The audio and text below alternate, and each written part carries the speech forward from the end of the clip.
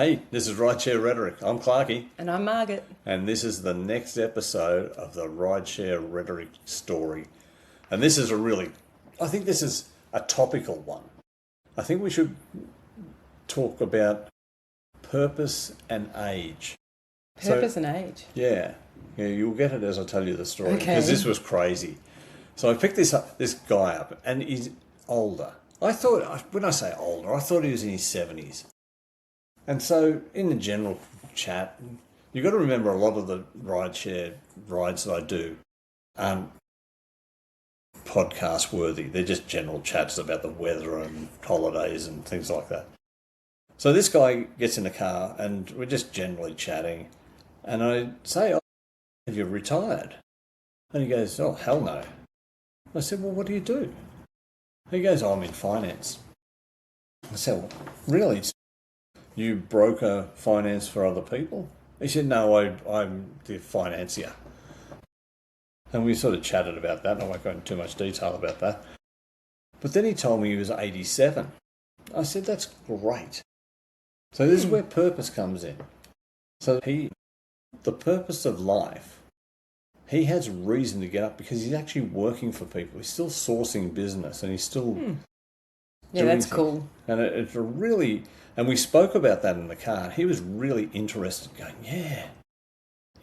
And I looked at him, he was full of life. His eyes were sparkling. And I said, "Mate, you are an inspiration.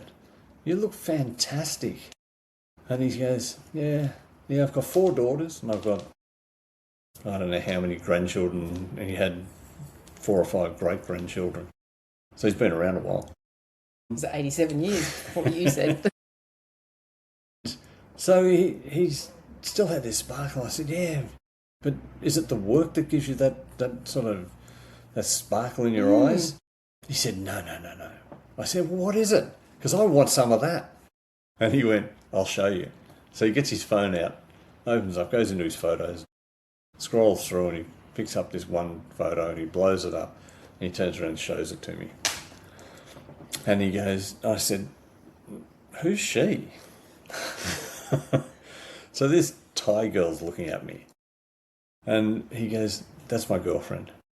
I said, "Really? How old is she?" "Oh, she's 42.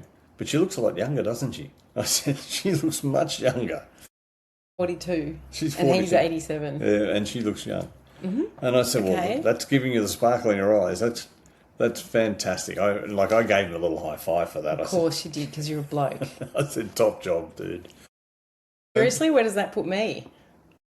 You're much younger. So he was all excited about that. And I said, "How do your daughters feel about that?"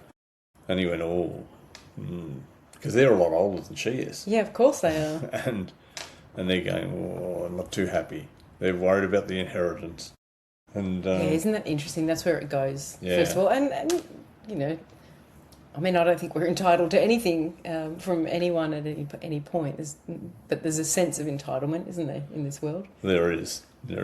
And he was actually asking me whether he should let her go because it was causing conflict in the family. And I said... How long had you been together with her? "Oh, she's living with him." He didn't say how long, but she's living with him. And they're both happy? And I said, "Are you happy?" It's exactly what I asked him. He said, "Yeah."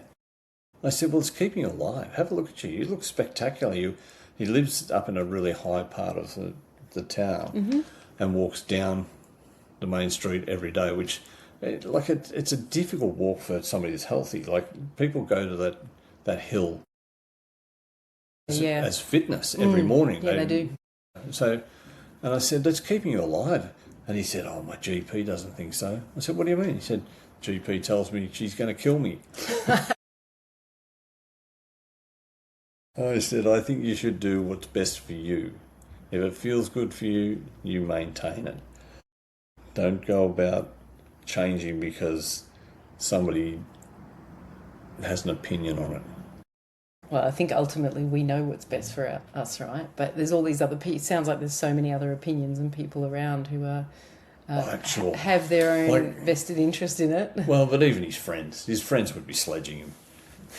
Probably should be sledging him, to be fair. Yeah, exactly. But anyway, it was a really It was an uplifting story. Again, he turned around as we got out of the car and he shook my hand. He said, that was a really uplifting chat, because I don't know whether he has the opportunity to talk to people about that sort of stuff. Yeah, probably not. He was quite open and honest. And you are the barman of RIDESHARE. Yeah. Yeah, well, maybe. But it was, I found it like uplifting in the fact that I'd met an 87-year-old guy who wasn't whinging about his body and whinging about like getting old. He was actually inspired. Yeah, but how's your form? Yeah, high five you because you've got a girlfriend who's much younger. Oh no, I was high fiving because he was alive. Oh yeah, that's not how that came across. No, it was good. He was so happy when we got out of the car and walked away. But it's about like purpose of life. Like where do you sit on a person that age having his purpose being a 42-year-old? Well, I don't necessarily think that was his purpose either. I think, you were saying that he was working. Yeah. He's still working. He still works. Like that gives him purpose, getting up, but probably the thrill of a deal or the thrill of helping someone or whatever it is for him. Yep. That's really purposeful. And then he's found a girlfriend who hopefully they have some good conversations, Let's have a think about that. But no, sure let's hope so. Like a genuine, I do say that. Like my friends say that to me about, like, when I was 50. Say when I was 50, and this is going to sound dodgy, and I was going out with a 36-year-old. I was actually married to a 36-year-old. Yeah. When I was 50. They used to say, what do you talk about? You haven't got anything in common. 14 years is quite different to 45 years as well. Yeah, I know, but people have conversation. They may not be the in-depth conversation of the period that you grew up in, but they still have opinions on... Yeah. I mean, my mum married someone 21 years older than her, and they had a really long and happy marriage, and he's only just passed away at the age of 100. Yeah, exactly. Yeah, I mean, look, I think we've talked about purpose a lot before. I think purpose is... we need to have purposeful lives, and when we lose that, we kind of lose this drive to I don't know, to really live. Exactly. And I loved him. I loved him because he was living. Yeah. He was still working. He was still excited about his partner. But he's also doing really cool, like, going for proper walks up and down day. Difficult terrain. Not, we see lots of people going out walking on flat surfaces. Well, we actually need to have the difference in terrain to keep ourselves fit and healthy. It's not just all about, okay, I'll go walking and I get my 10,000 steps. The thing that I noticed the most was how he got out of the car. He was 87, he just opened the door and jumped out. There you go. Now I see elderly people get out of the car and they rock and they hold onto the door and they try to get their backside out, and it's really difficult. Yeah. Yep. So, I see that too. Yeah, it's cool.